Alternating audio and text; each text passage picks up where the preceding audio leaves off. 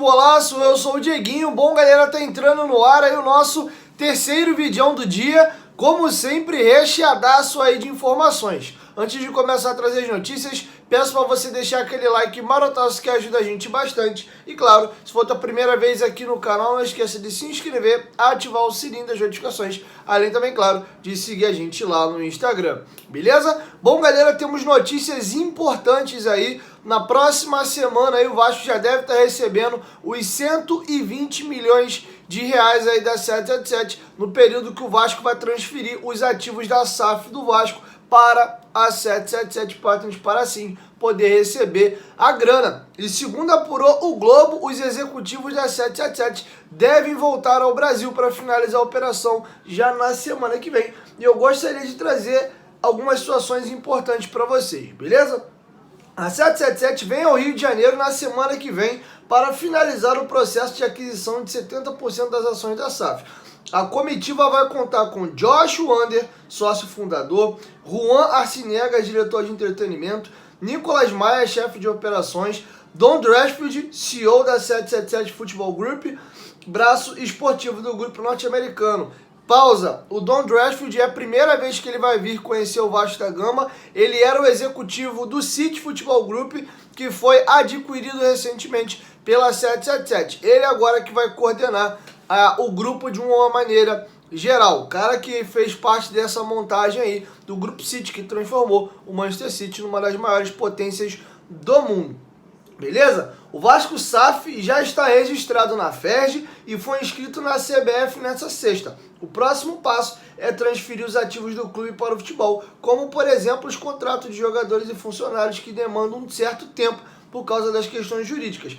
A expectativa é que esse processo seja finalizado até quarta-feira, dia 31.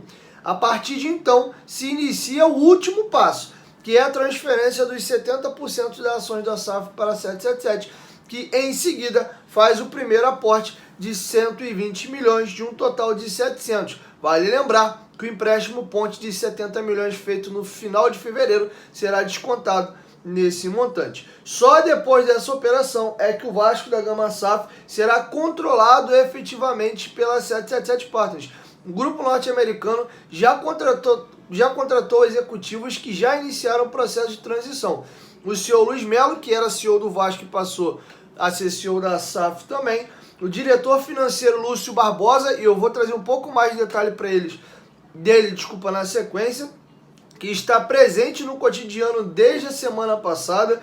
E o diretor esportivo Paulo Brax, presente no departamento de futebol desde o final do mês passado. A informação é dos companheiros do O Globo. E a informação do Lúcio Barbosa só vazou hoje, mas como a própria matéria do Globo apurou, ele já vinha trabalhando desde semana passada lá na sede administrativa do Vasco, no centro da cidade. E agora eu vou trazer para vocês um pouco mais de detalhes do Lúcio Barbosa. Inclusive o GE apurou que, além das grandes valências e do extenso currículo, ele é torcedor do Vasco da Gama. Vamos lá. A 777 já definiu que será o CFO, que é o diretor financeiro da SAF do Vasco. Lúcio Barbosa, com experiências no mercado nacional e internacional, foi o escolhido da empresa americana para gerir as finanças no novo momento do futebol vascaíno. A informação foi publicada inicialmente pelo Papo na Colina e confirmada pelo GE.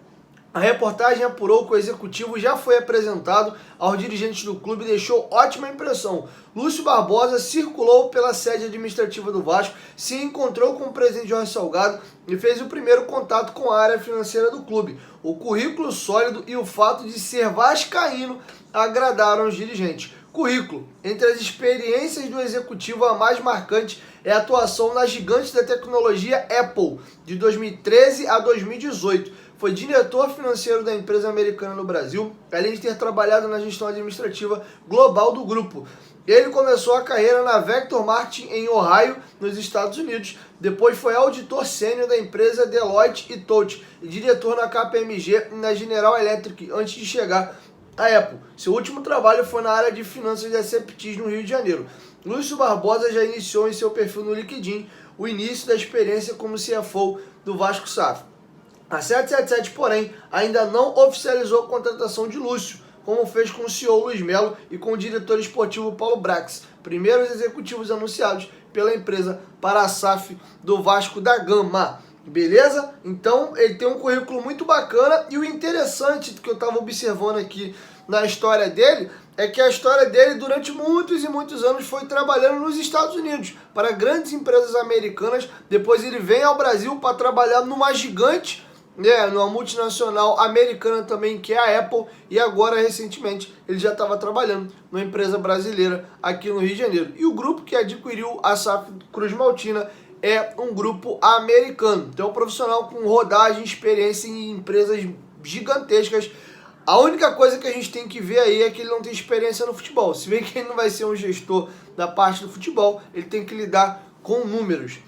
Beleza? E acho isso muito importante. Para finalizar, gostaria de trazer para vocês aqui alguns tópicos importantes que o Nenê tocou na última entrevista coletiva. Primeiro, toda a rodada, e eu vou falar disso melhor amanhã, o Vasco fica fazendo continha e agradecendo pelos tropeços dos adversários. Como é que o elenco tem reagido a essa inconstância do Vasco? Eles também ficam olhando muito para baixo, preocupado com o quinto colocado. E por que o Vasco é ainda uma equipe muito irregular nessa competição? Cara, não liga olhar para baixo, mas com certeza você fica olhando tudo, preocupado com tudo, você presta, né, você visa, claro que a gente sempre vai visar o primeiro lugar, mas já tem uma coisa que o clube já está muito à frente.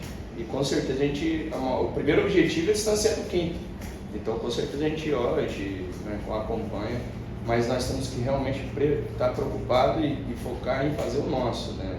A gente fazer o nosso bem feito, o que acontecer lá embaixo não vai ser importante. Então acho que o primordial é a gente fazer o nosso trabalho, a gente dar a vida como a gente tem feito, sendo competitivo, mas principalmente a gente tá, fora de casa, a gente focar mais, ser menos irregular e a gente ter um mental mais forte, sabendo que nós somos o Vasco da Gama e nós podemos e temos, que, claro que com respeito a todos os adversários, mas nós temos que ir em busca das vitórias em qualquer lugar. Então, mas eu vou dizer que, não olha, claro que olha, mas a gente não acredito que a gente tem essa preocupação, mas com certeza a gente está acompanhando e quando não chega mais perto, a gente, ainda bem, a gente deu uma vacilada e alguns dos outros times também, então isso, com certeza eu falo, mas já fala, vamos ligar, porque senão acaba a gente perdendo essa gordura e a gente, o máximo que a gente tem que fazer é aumentar cada vez mais.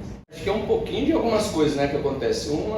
Às vezes pode dar nada certo e dar tudo certo como no último jogo, então um gol com um minuto, mas isso é a atenção também. Então a gente tem que melhorar a atenção fora de casa, porque dentro de casa, com a nossa torcida, a gente está no caminho certo. Agora fora de casa, eu não sei se porque a gente ganha também, aí chega fora, a gente já está, ganhou os jogos, pode ser que seja um indicativo, a gente tem que prestar atenção em tudo. Então, quando que a gente perdeu? Depois a gente saiu fora depois de uma grande vitória em casa, aquela euforia, a gente feliz, a torcida feliz, pode ser que a gente dê uma relaxadinha, então a gente tem que prestar atenção nisso. Acho que isso é um dos pontos. E outra coisa não sei, o mental, que também vai com isso, a gente fala, você tem que estar focado o tempo inteiro.